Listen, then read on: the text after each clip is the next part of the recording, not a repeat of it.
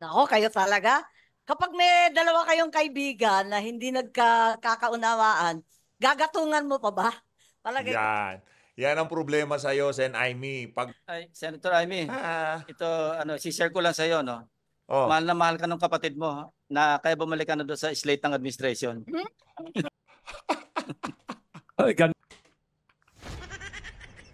Thank you.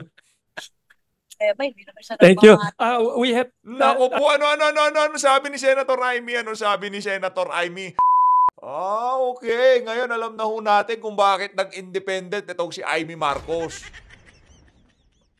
Hindi pala ho siya rinirespeto ng kanyang kapatid, ng kanyang ading na si Marcos Jr. Yan hong problema dyan dito sa video na to.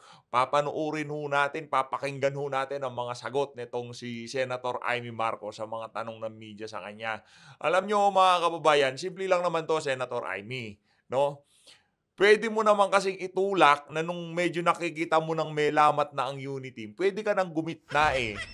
Kaso alam mo ano ginawa mo? Ang problema sa'yo, dinaan mo sa parinig.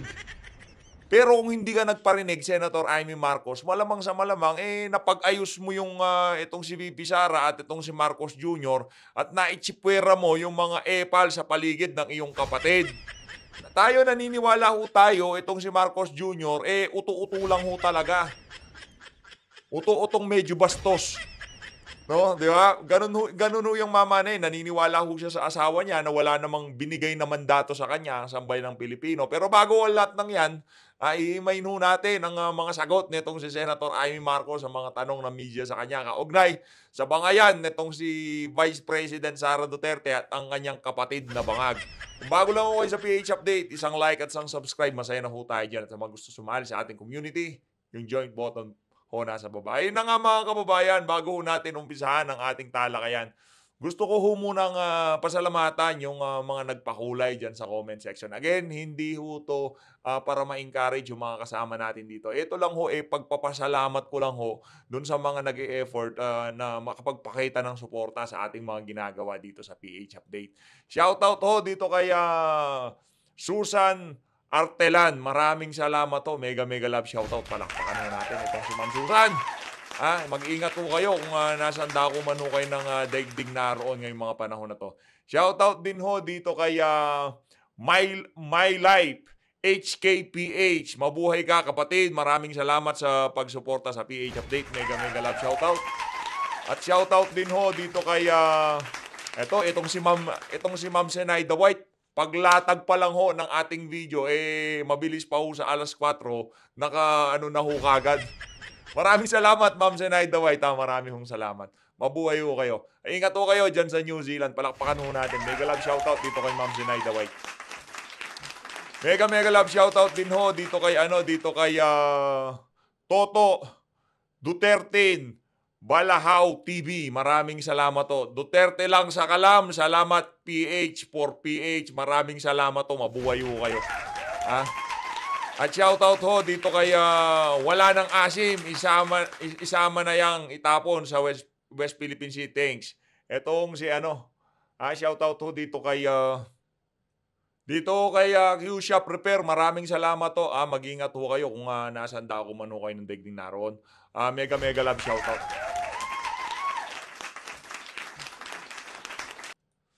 At dito kay Miss Tagawadab 98. Maraming salamat to. Mag-ingat ho kayo Maraming salamat. Mega love shoutout sa lahat.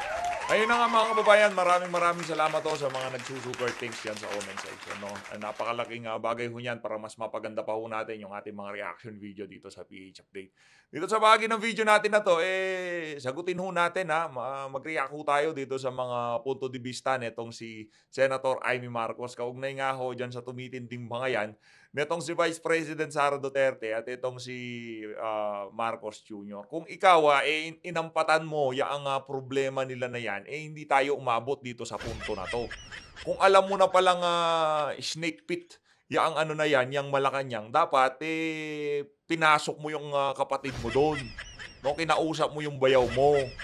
Nakipag-usap ka sa kanya. Hindi yung ang problema ko kasi nung nag-umpisa tong lahat ng kaguluhan na to, etong si Senator Aimee, yung tipong nagpaparinig lang siya, iniiwasan niya yung mga tanong about dito sa issue na to na nagkakalabuan ng unity, yung kapatid niya at yung pinsan niya na pakialamero, pinaparinggan niya lang ho. Hindi ho niya direct ang kinumpronta yung problema, kaya lumaki ho ng ganito. Yun ho ang totoong nangyari dyan. Ito mga kababayan, pakinggan ho natin itong si Senator Amy Manga Marcos. Thank you, sir. Okay? Kay Senator Amy po. Ma'am, good morning. Ma'am, Mm. I'm a little dismayed to hear that she does not think that we are friends. I always thought that we were, but maybe I was deceived. As someone close po kay President and kay VP Sara, may deception po kaya bang nangyari? Magkakaayos pa po kaya sila? Nako, kayo talaga. Kapag may dalawa kayong kaibigan na hindi nagkakaunawaan, gagatungan mo pa ba? Palagay Yan. Yan ang problema sa iyo, Sen Amy. Pagka kinumpronta natin yung issue, ang kagad na pumapasok sa utak mo, ginagatungan kagad. Hindi naman ho sa ginagatungan yan. Kailangan nyo hong magbigay ng solidong tayo dyan sa mga ganyang klaseng issue para makadami ho kayo ng boto pa sa 2028 midterm election. Kasi kung ganyan lang ho ang tayo nyo sa mga issue, naku po, hindi ho ubren sa ating mga kababayan na lugar naman nanalo kayo, baka matalo pa ho kayo yan. Balita ko, dun sa pinakahuling Tanger Reserve, hindi na ho nakapasok yung pangalan nyo. O mas pinili pa si Lito Lapid kesa sa inyo. Mga kababayan, i-comment nyo nga sa baba kung susuportahan nyo itong si Senator Amy Marcos para mapag-usapan ho natin yan sa comment section. By the way, isang like lang ho talagang sobrang saya na ho natin dyan. Tuloy. hindi, bilang tapat na kapatid at tapat din na kaibigan, huwag na Uy! natin dagdagan, kayang-kaya naman nila sagutin yan. Tapat na kapatid daw at tapat na kaibigan, anak ng toka. Paano ka naging tapat na kaibigan? Walang humpay na binubugbog ang kaibigan mo, hindi ka man lamang iinig. Walang humpay na pambababoy ang natatanggap, pati nitong si dating Pangulong Rodrigo Duterte, yung presidente na nagpalibing sa inyong ama diyan sa libingan ng mga bayani. Di ka man lamang iinig, di ba? Yun ang problema dito kay Senator Amy Marcos. Sa kakatahimik niya, maging siya nakaladkad sa mga kapalpakan ng kapatid niya. Dapat sana ngayong mga panahon na to, kung marunong lang si Senator Amy na iposisyon ang kanyang sarili sa lahat ng kaguluhan na to, baka maging bida ka pa malang Kaso hindi ka naging bida, nagmukha kang kontrabida sa kakagitna mo sa kanila. Gumigit na ka gusto mo mamangka sa dalawang ilog, parang yung ibang mga politiko ho ngayon, talagang nakikita na natin kahit yung ibang mga sinusuportahan natin. Nakikita ho natin kung paano ho nila gamitin itong template nitong si Senator Amy Marcos. Ang kagandahan lang ho dito sa mga politiko na to, meron ho silang firm na tayo sa iba't ibang mga issue, kagaya dyan sa pagbira kay VP Sara dyan sa House of Representatives. Hindi ho sila sang-ayon doon sa mga ganong klaseng issue, no? Pero itong si Senator Amy, hindi ho natin malaman kung anong tinatayuan niya sa kanyang buhay, no? O yan, dami na ninyong last question. Sir, yes. Yun lang yan. A few more pahabol, but this will be short. Ma'am, I read a short post from a columnist on Facebook na sabi niya that former President Duterte was overpowered by his advisors. Given this closeness that you have with your brother and with the Vice President herself, ma'am, Parang stress na stress ka, madam, ha? Naririnig mo pa lang yung entrada ng tanong, parang kulang na lang, kumamot ka. do you think Regard to what? this is with relation po dun sa sinabi niyo na para bang I remember na By what overpowered by regard? his What regard? advisors and not by those people who he thinks na nagtitiwala at nagmamahal po sa kanya. Ma'am, do you feel po ma'am na si presidente ay para bang na-overpower po ba siya ng kanyang mga Kapatid ko o si Yes. Presidente Duterte? si Presidente Marcos po? Si Bongbong. Do Lagi you- sinasabi na napakabait ng kapatid ko. Pero palibasa mabait, wag naman pinagsasamantalahan. Sa sobrang bait, pagka inayang magpulburon, mabilis pa sa alas 4. Sa sobrang bait ni Marcos Jr., lahat ng nakapaligid sa kanyang mga ulupong, kung ano man ang mga bisyo ng mga to, pinagbibigyan ho niya. At ang matindi, baka nakikipag-jamming pa ho siya. Anak ng toka. Import tayo, walang problema. Banatan natin si Bibi Sara, walang problema, banatan natin. Ganun ho kabait ang kapatid nitong si Senator Amy Marcos. Pero ma'am, do you still try to talk to him na Do you still try to talk to him about yung mga nangyayari and advise him for some reason? Syempre, nag-e-effort naman tayo, pero syempre, bisibisihan na ngayon at lagi kami nagkikita pag maraming tao. Kaya't kung minsan nasasabihan ko, pero kung minsan mahirap kasi ang dami nga nakapaligid. I've always said, Yan ang problema natin dyan, mga kababayan. Itong mga Marcos na to, talagang maguguluhang kasaysayan itong mga to. Mantakin nyo yun, ilan lang sila magkapatid. Dalawa lang ho nasa politika na talagang Marcos, hindi pa ho magkasundo. Diba? Ba't di mo kausapin yung bayaw mo? Itong si Lisa Araneta Marcos, dapat sabihin mo, bayaw, kausapin ko yung kapatid ko, i-unblock mo na ako sa FB niya. Diba? Malamang sa malamang itong si Lisa Araneta Marcos, makita lang niya yung telepono, yung cellphone ng asawa niya, tumatawag itong si Manang Amy Marcos, auto-cancel. Kung mag-chat naman siguro itong si Amy Marcos dito kay Marcos Jr., sin zone lang sa kanya. Yan ang hirap sa atin Sinubo mo. Ito akin lang naman ito. Isa sa may kasalanan kung bakit tayo umabot sa punto na to, walang iba kung hindi itong si Senator Amy Marcos. Kasi una sa lahat, kung hindi niya pinilit yung kapatid niya na tumakbo ng pagka-presidente, kasi sayang nga naman yung pagkakataon, di ba? Medyo mainit siya sa tao ng mga panahon na yon. Pero kung tumakbo si VP Sara, talo siya kay VP. No? Kay Mayor Inday Sara Duterte din. Kaso pinilit niya nung nabalitaan ng itong magkapatid na oportunista na to na hindi tatakbo itong si Vice President Sara Duterte, doon sila pumasok sa eksena. Itong magkapatid na to, itong si Senator Amy, linigawan itong si Vice President Sara Duterte. Diba? Base doon sa kwento nitong si Vice President Sara Duterte na talagang linigawan siya ng magkapatid na to. Ito ang issue natin dyan. Ang problema natin dyan, alam mo nang bangag ang kapatid mo. Manang Amy, alam mong bangag ang kapatid mo. Kasi 'di ba nung base dito kay Binibining Maharlika, meron kang tinex sa mga vlogger na kung saan yun ba yung pinapabili ng asin yung certain vlogger, 'di ba? Alam mo na bangag yung kapatid mo pero isinubo mo pa rin ang sambayan ng Pilipino dito sa sitwasyon na kung saan hindi natin malaman kung ano ang mangyayari sa kinabukasan sa susunod na 3 taon. Kaya kung ang sinisisi nyo lang dito si Marcos Jr., malaki ang partisipasyon itong ali na to kung bakit naluklok yan si Marcos Jr. dyan sa Malacanang. Kaya kung sakali, ito ang aking bilin sa ating mga kasama dito sa PH Update, mangyari huwag nyo na isama at ikampanya nyo na huwag iboto yang si Senator Amy Marcos sa 2025 midterm election. Kasi isa siya talaga sa mga main player kung bakit tayo nagkanda leche-leche ng ganito. Tuloy. Even when I was a 15-year-old, a bratty Yes. 15-year-old, Sabi- that Malacanang is a true snake pit. Ay, sabi And niya yan. it oh. is. Sabi niya may ghost Naku. pa. Ayun. Oh. Ay, Senator Amy, ito si-share ko lang sa iyo, no. Oh. Mahal na mahal ka ng kapatid mo. I have it on good information from people na talaga nakakaalam na kaya bumalik ka na doon sa slate ng administration. Ay, Si Senator Ping Lacson, hindi ko alam kung kinakantsawan niya tong si Balik ka na dun sa kapatid mo. Ba't naging independent ako, bigla ka sumabay? Diba? Pagka-independent ni Lacson, sabay independent din daw siya. Partida, presidente kapatid niya pero ayaw niyang gumitna kasi gusto niyang kunin lahat ng boto sa magkabilang panig. Yung mga taga Visayas at Mindanao dahil galit na galit yung mga taga Visayas at Mindanao dito sa administrasyon na to. Kayo ba naman mayat maya wala hong direksyon, puro ayuda ang ino-offer sa inyo. Di man lang sila makapagbigay ng dekalidad na trabaho para talagang yung kita dire-diretso. Ang binibigay ng administrasyon na to puro ayuda.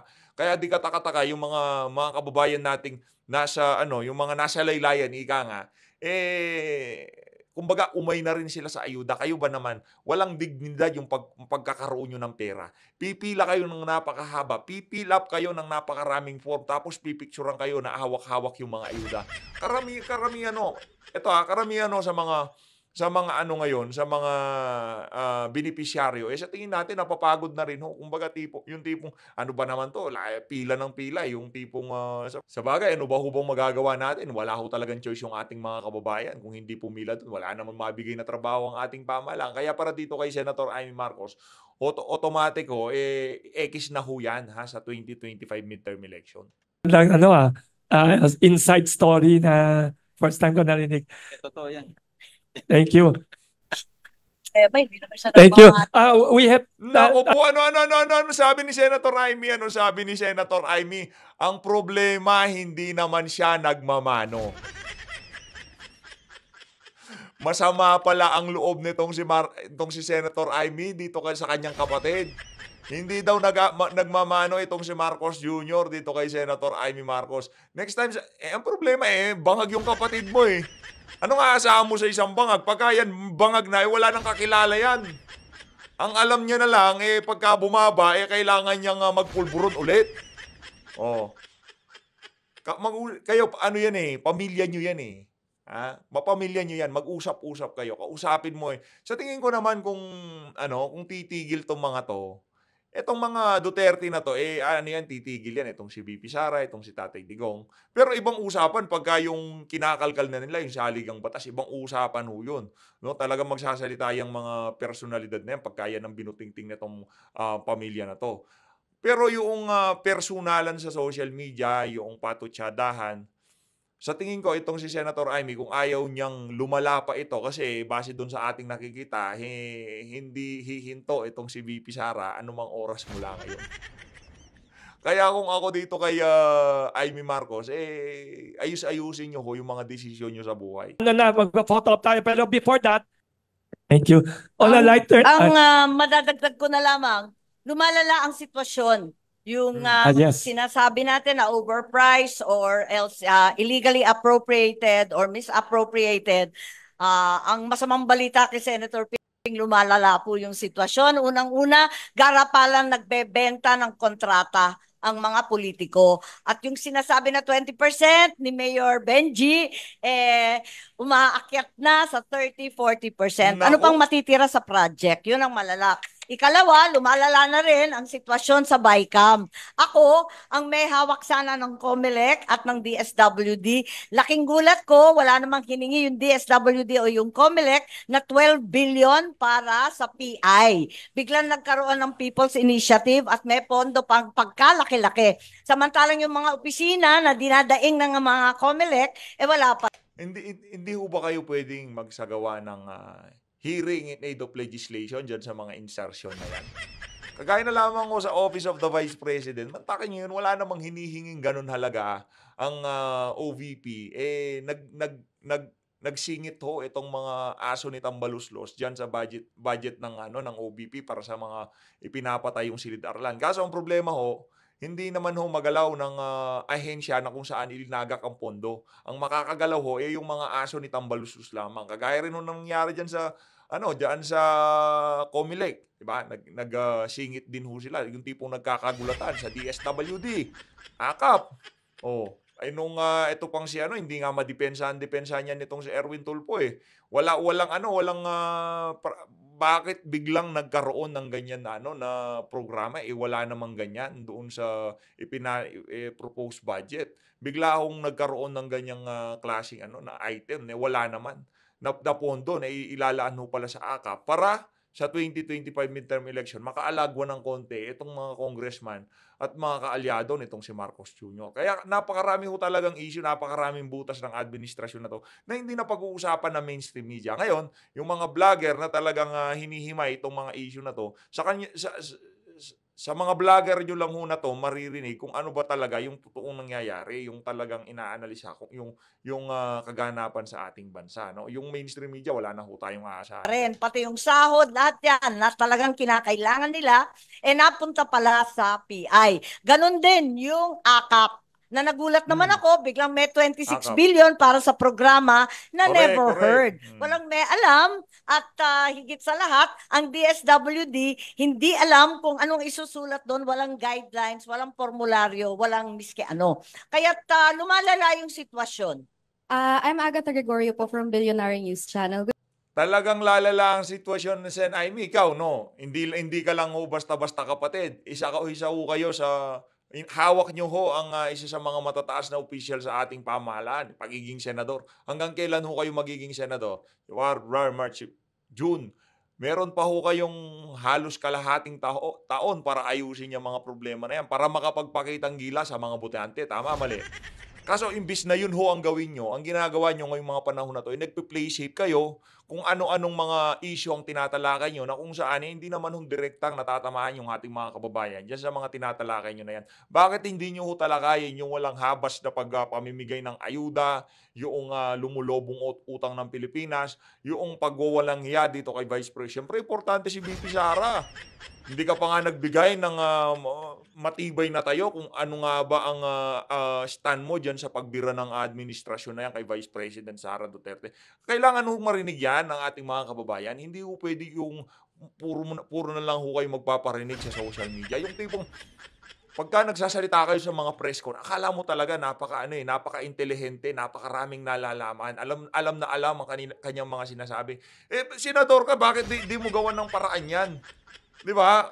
Senador ka na, kapatid mo pa presidente. Pagka hindi naihiyan si Chis, pagka meron kang gustong mangyari na hindi nasunod hindi nga pala pwede yun. Kasi wala kang direct contact dito kay Marcos Jr. At ang naglagay dito kay Chis Escudero dyan sa Senado, walang iba kung hindi yang si Mamsi. Di ba? Sinamsaman nga ng wine Di nakapalag Good morning po. Susan Amy, may question lang po ako regarding yung DSWD budget hearing. Kasi nabanggit po doon na maaaring nagagamit po yung DSWD para sa pamumulitika. And especially with the elections coming up, tinitingnan niyo po ba kung posibleng nangyayari din yun sa ibang mga ahensya po? Ang hawak ko yung DSWD, pero marami ring reklamo sa iba't ibang mga ahensya, naririnig natin. Pero directly, nung nagka-hearing ako nung Lunes, talagang rine-report natin, syempre denied to death si Secretary Rex Gatchalian. Sabi niya, talagang sinusuri nilang maigi. Pero nagre-reklamo noon na napakarami at kasama na rin si Senator Bongo, si Senator Bato de la Rosa. Pagkatapos dumating pa si Congressman Kaimer Olaso ng Zamboanga City na sabi niya matapos niyang magdeklara na magme-mayor siya, biglang natigil ang lahat ng AIX niya, napahiya raw siya. Kaya't marami tayong naririnig tungkol sa ganito sa Surigao del Norte, sa North Cotabato, at higit sa lahat, narinig rin natin yung hearing na si So, yung mga tumalon ka na, wala ka pang binigay na sagot sa amin. Sa mga naririnig yung gano'n, ano ang solusyon na ginawa ng inyong ng inyong komite diyan sa Senado para matuldukan yung pamimili ng DSWD kung sino lamang yung mga politikong makakapag-distribute ng AKAP, TUPAD, AIX at lahat ng pinamimigay na ayuda ng administrasyon na to. Sige nga ho, Senator Amy, ano hong ginawa ng komite nyo? Nangingina naman kayo ng commitment dito kay Rex Gatchalian. Sinungaling yun Hindi ko kayo mabibigyan nung tipong pagka binigyan kayo ng sagot ng mama na yun, pagka sa susunod na hearing, gagawin yan. Ako po, yari ko kayo dyan.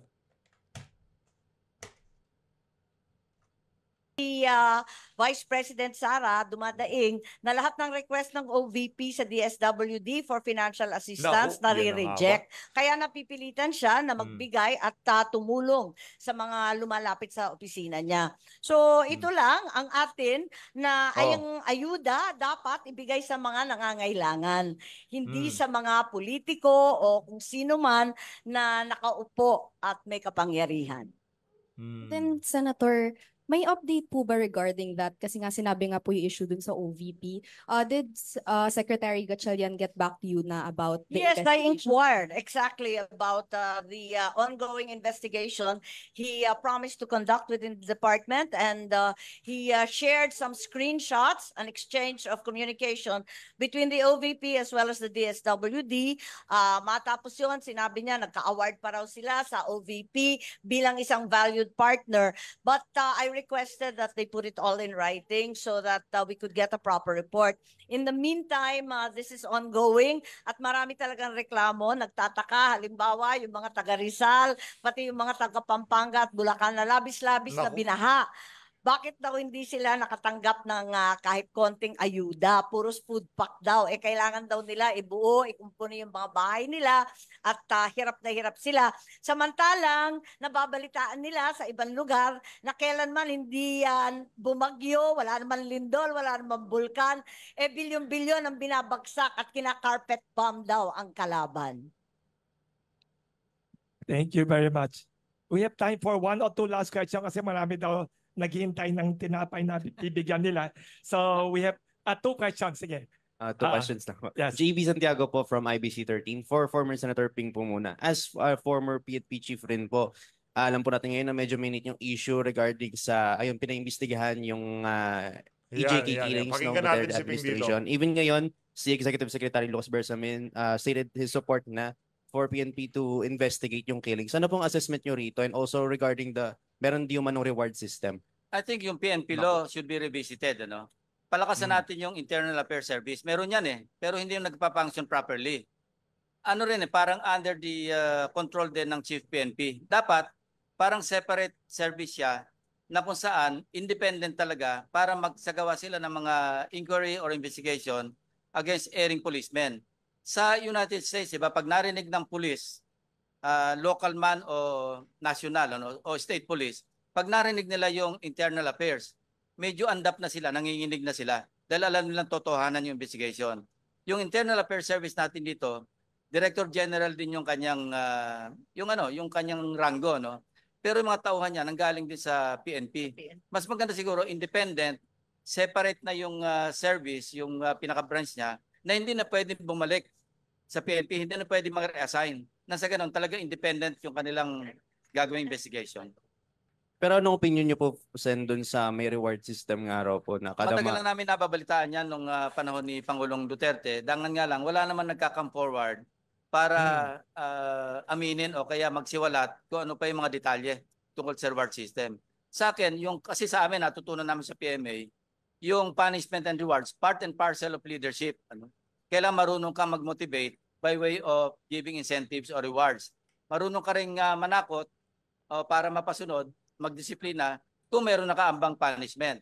Pero pag reward, ginamit sa maling pamamaraan, tulad ng naging ito na yung primary reason kung bakit pumapatay ng drug pusher o kay street pusher yung mga pulis dahil nag-aabang na reward, medyo masama.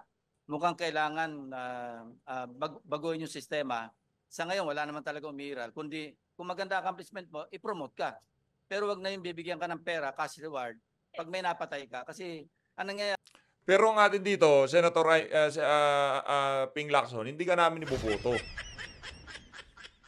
Hindi ka namin ikakampanya. Isa ka sa mga hindi namin ikakampanya at talagang ikakampanya ka namin para hindi iboto. Kasi isa ho kayo dun sa mga politikong pabalabalintong. Wala talagang paninindigan. Higa nga.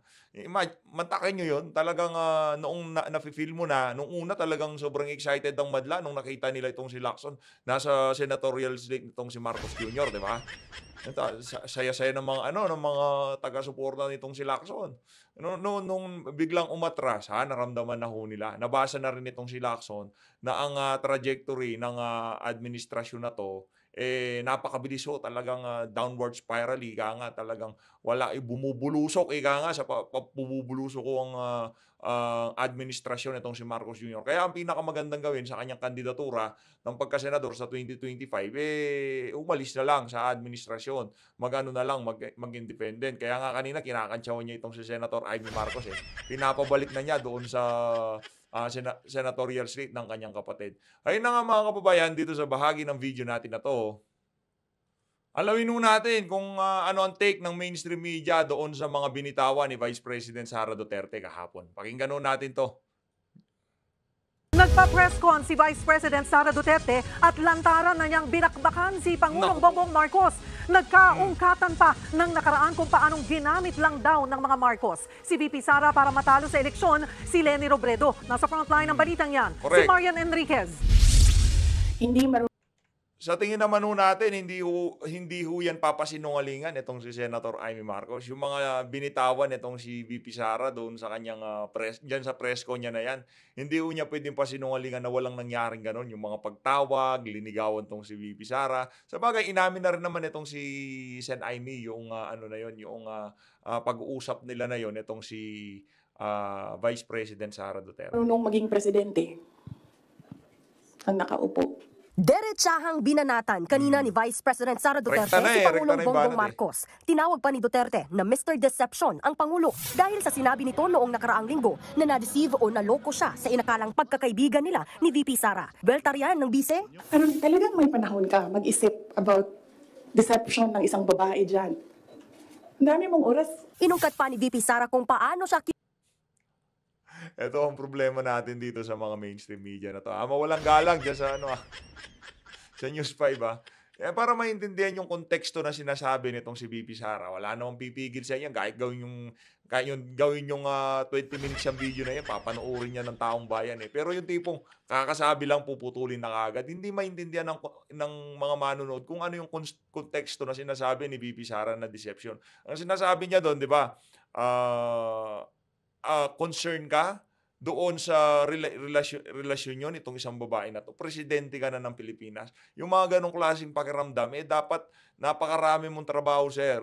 At tupagin mo yung trabaho mo, hindi yung kung ano ang relasyon nyo nitong mga tao na to. Dahil nasa balikat mo ang buong sambayan ng Pilipino. kinumbinsi noon ni Senator Amy Marcos na maging running mate ni PBBM. I'm happy that she was honest enough to say, kasi matatalo kami ni Lenny kung hindi mo dalahin ang Bisaya. Pumayag daw si Correct. Duterte na tumakbong VP para ituloy ang mga proyekto ng kanyang ama. 2 kondisyon ang hiningi niya kay Marcos. Una, maging secretary ng Department of National Defense. Pangalawa, tiyaking may air travel siya para makauwi sa kanyang mga anak. Pero parehong hindi nangyari yan. Kaya naman obvious daw na ginamit lang si Duterte para manalo sa eleksyon. Sa kabila niyan, hindi raw siya nagsisisi na Vice President siya ngayon. They can Pero yung sinasabi naman itong si Vice President Sara Duterte na hindi naman talaga siya inalok nitong si dating Pangulong Rodrigo Duterte na tumakbo ng pagka-presidente. Pero alam naman natin itong si Tatay Digong base sa mga paglalarawan niya dito kay Madam Inday, parang yung opposite ng sinasabi nitong si dating Pangulong Rodrigo Duterte, yun ang ginagawa. Yung tipong meron siyang parang rebellious na yung tipong kung anong sinasabi mo, yun naman ang kabaliktaran na gagawin niya. Hindi ko natin alam, pero kung ako ay Tatay Digong, hindi na siya nagpakeme-keme. Inday, takbo ka, Pagka nanalo yan si Marcos, bangag yan. Merong record yan, nasa PIDEA, merong di ba? Hindi ko natin alam. Marami din naman nangyari nung mga panahon na yung kay Tatay Digong, di ba? Wala rin, hindi rin sila maayos nitong si VP Sara at itong si Senator Christopher Bongo nung mga panahon na yon, di ba? Hindi, wala ko tayong magagawa. Talagang mangyayari para malinawan yung ating mga kababayan kung anong klaseng mga leader itong mga Marcos na to. Kumbaga, yung galing ng ama, hindi ho natin pwedeng makita yan kay Marcos Jr. Malama, ito kay VP Sara, nakita nyo naman yung mga litanya niya. Yung galing na itong si dating Pangulong Rodrigo Duterte, hindi pa presidente itong si VP Sara, nasa kanya na ho yung karakas, yung bertud na kay VP Sara na ho. drag me to hell. Pagdating nila doon, ako pa rin yung presidente ng impyerno. Muli ring iginiit ng bise ang balak ng Kamara na ipa-impeach Pagka yung mga ganong klaseng litanya na ho ang lumalabas sa bibig nitong ating Vice President Sara Duterte, sa tingin ko kailangan ng kabahan nitong mga walang yung yung tipong makikipagsabayan na ako dito sa isa na to. Di ba? Tinaran nyo ako, linoko nyo ako. Ngayon dito sa isa na to, talagang magkakaalaman tayo. Parang ganun ho yung dating, talagang merong diin yung mga banat nitong si Vice President Sara Duterte. siya. Kung tutuusin, si Marcos daw ang may ka-impeach na ginagawa. Sabihin ko sa inyo, may listahan ako ng 5 bagay na impeachable offense niya. Pero sa tingin niyo, papasa dyan sa House? Of course, hindi. For sure, pa lang ho yan, meron lang isang congressman na magtatangka na mag-file ng, dapat ho kasi merong isang congressman magtatayo dyan para i-move, para i-impeach ang isang impeachable government official, Ngayon, yung ano na yon, yung isang congressman na yon, naku po, ma-overpower ho yun. Tatanggalan ng budget, tatanggal ng committee membership, kung ano mang meron siya, huhubarin ho lahat sa kanya yon ng pamunuan ng House of Representatives. Nakita niyo ho yung nangyari kay Congressman Rodante Marcoleta. Nagtatanong lang ho siya. Kumbaga, ano lang point of order. Yung ibang mga komite, vice chairman pa siya. Tinanggal ho siya sa mga yon. Tinatanong niya lang kung ano ba, yung bang tradition natin dito, talagang ibabasura na lang natin? Yun lang ho ang tanong niya, hindi ho masagot ng mga kasama niya. Ang ginawa ho ng mga kasama ni Kong Dante, ayun, tinanggal ho siya sa mga committee niya, na member siya, dun sa mga committee chairperson siya. Kaya yun lang ho nakakalungkot. Dinadaan ho nila sa brasuan. Narinig nyo naman ho yung naunang video natin kanina. Itong si Congressman Ortega, mantakin nyo yun, talagang todo ho sila kung makatanggol dito kay Marcos Jr. Kasi nga naman, meron napabalita, di umano, yung mga congressman na sobrang bibo dito sa pagbanat kay VP Sara, talagang alagang-alaga daw ho sila sa papalapit na 2025 midterm election. Yun ang mga bali-balita. Di umano, 100 million kada congressman doon sa, kung sino yung pinakabibo, siya ang pinakamalaki ang makukuha. Diyan sa kung sino man ang magbibigay sa kanila. Di ba? Sa kabila ng mga birada ni VP Sara, ang sagot lang ng palasyo, no statement. Nagbabalita mula sa frontline. Yun lang. Ang sagot lang ho nitong itong Malacanang, no statement. Wala naman ho talaga silang masasabi kasi katotohanan lang ho ang linabas nitong si Vice President Sara Duterte. Kasi, kumbaga, message received, di ka nga. Tanggap na ho ng Malacanang kung ano ang ano ni Vice President Sara Duterte. Yung mensahe niya, di ba? Pagka ako, hindi niyo ako tinigilan, magkaka-part 2 to.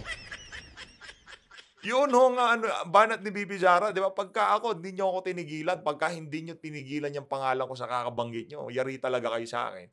Yun nga mga kababayan, kaya wala na akong statement ng Malacanang dyan sa mga iniwan na yun ni Bibi Sara. Kasi alam ho nila na meron silang kalalagyan dito kay Vice President Sara Duterte. Yun na nga mga kababayan, sa mga nag-like, sa mga nag-share, nagpakulay, nag-comment, nag-like, nag-dislike, kung ano mang ginawa niyo dito sa video na to. Saludo, maraming salamat. Mag-ingat po kayong lahat. Mahalin natin ng Pilipinas. Maraming salamat mga kababayan.